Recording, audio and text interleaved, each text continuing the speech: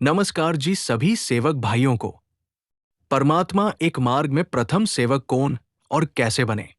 महान त्यागी बाबा जुमदेव जी को देवत्व की प्राप्ति होने के बाद अनेक गरीब और दुखी लोगों को इसका लाभ मिलने लगा। जैसे ही बाबा ने ईश्वर को शब्द दिया, उन्होंने आस्था और विश्वास के माध्यम से मनुष्य को ईश्वर की प्राप्ति के लिए जागृत करने का काम शुरू कर दिया।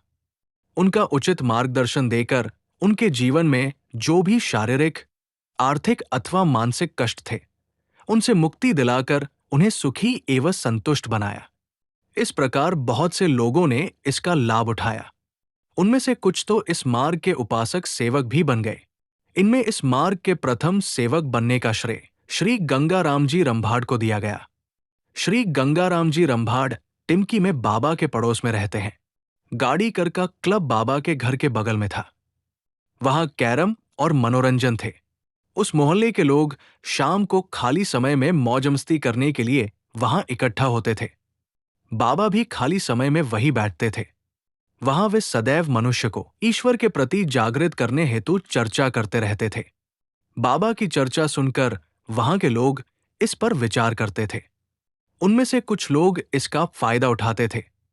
गंगाराम जी रंभाड़ भी नियमित रूप से इस क्लब में आते थे और बाबा की चर्चाओं में भाग लेते थे। गंगाराम जी रंभाड़ हिंदू संस्कृति में पले बढ़े। उनका परिवार गुरुमार्गी था। उनके गुरुजी का नाम सोनार बाबा था। हालांकि वो भूत प्रेत से भी पीड़ित था। ये बहुत कष्टकारी था। गुरुमार्गी होने के बावजूद उनके गुरु उन्हें इस कष्ट से मुक्ति नहीं दिला सके। फिर उनका ईश्वर पर से विश्वास उठ गया। उन्हें लगा कि दुनिया में कोई भगवान नहीं है, सभी गुरु एक समान हैं। बस भगवान के नाम पर लोगों को लूट कर अपना पेट भरते हैं। वे दिखाते हैं कि वे परमेश्वर के उपासक हैं। वे कम हैं। वो कौन सा गुरु है जो लोगों के दुख दूर नहीं कर सकता? और वो भगवान क्या है जिसे उन्होंने प्राप्त किया है, यदि वह इन गुरुओं की सहायता नहीं करता? इन अनेक विचारों के कारण उसका ईश्वर पर से विश्वास उठ गया। गुरु के प्रयासों के अलावा उन्होंने अपने दुखों को दूर करने के लिए समाज में अंधविश्वासों को एक पुरानी प्रथा माना। डॉक्टरों द्वारा इलाज किया गया, लेकिन कोई फायदा नहीं हुआ। उनकी हालत दिन ब दिन बिगड़ती जा रही थी। उसका मन प्रफुल्लित हो गया। एक दिन जब महान त्यागी बाबा जुमदेव जी क्लब में ईश्वर के विषय में चर्चा कर रहे थे, तो गंगाराम जी रंभाड़ ने बाबा से पूछा कि संसार में कोई ईश्वर नहीं है? तब बाबा ने उत्तर दिया, भगवान निश्चित है, भगवान अदृश्य है और उन्हें कोई भी नहीं देख सकता है। ये आत्मज्योता है। वो दिन के 24 घंटे जागृत और जीवित रहती है। गंगाराम जी ने फिर पूछा कि मैं गुरुमार्गी हूं। शैतान, भूत मेरे शरीर में आ जाते हैं। वे कुछ नहीं करते। गुरु भगवान का पुजारी होता है। वो भगवान की सहायता से लोगों के भूतों को नष्ट कर देता है और दुखों को दूर कर देता है। मेरा दुख दूर क्यों नहीं हो जाता?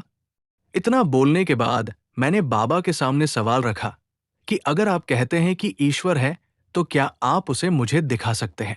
बाबा ने तुरंत उत्तर दिया, ठीक है, घर आओ, मैं तुम्हें प्रभु दिखाऊंगा।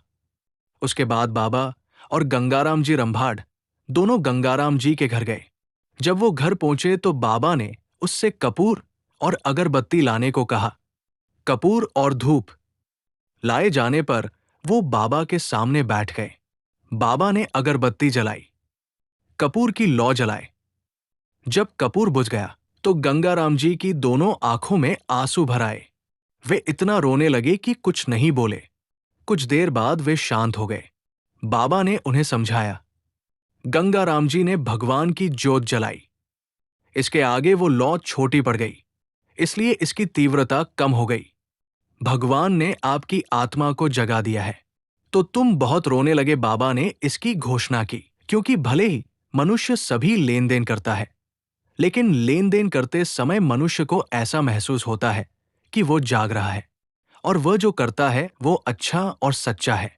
लेकिन कभी कभी कोई बिजनेस करते समय उनका दिमाग गवाही नहीं देता और ऐसा ही कुछ सोच रहे हैं, फिर वो असली कारोबार नहीं करता, इसलिए उसका दिमाग वैसा ही है, अर्थात उसकी आत्मा जागृत हो जाती है और उसकी आत्मा उसे शांत बैठने नहीं देती है और यही उसकी असली पहचान है। और ये आत्मा ईश्वर का अंश है। ये परमात्मा ही वास्तविक भगवान है। वो 24 घंटे मनुष्य के साथ जागता और जीवित रहता है। जब मनुष्य की आत्मा कुछ बातों से सहमत नहीं होती तो मनुष्य भयभीत हो जाता है और उसका आत्मबल कम हो जाता है। तो एक और काल्पनिक शक्ति उस पर सवार हो जाती है जो डरा देती है। वो सोचती है कि वो एक भूत है और इसलिए ये काल्पनिक शक्ति उसके दिमाग से कभी नहीं निकलती। जब डरे हुए लोग बाबा के पास आते हैं तो बाबा उन्हें बताते हैं कि अचेतन शक्ति होती है। मनुष्य तभी सेवक माना जाता है जब उसकी आत्मा चैतन्य हो जाती है और वो भावना उसे जगाती है। हालांकि कोई ऐसा सोच सकता है कि बोध का मतलब है कि आत्मा चेतन हो गई है, लेकिन बाबा इस बात को कभी स्वीकार नहीं करते, क्योंकि मनुष्य का स्वभाव ही ऐसा है कि वो मोह, माया, अहंकार में फंसा रहता है। तो उनमें ये चीजें बहुत जल्दी बन जाती है और ये बेहोश हो सकता है, क्योंकि उसने बाबा को सिखाया है कि प्रभु ने उसके सहित समस्त मनुष्य को बेवफा कहा है जब वो अज्ञान की अवस्था में था। तो बाबा हमेशा कहते हैं कि जब तक इंसान भगवान के प्रति जागृत नहीं होता तब तक उसकी आत्मा चेतन नहीं हो सकती। बाबा ने भगवान का जो संतुलन बनाया है, आत्मा से प्राप्त जागरूकता ही भगवान की सच्ची शक्ति है। वह निराकार है। बाबा ने उसे आकार दिया है।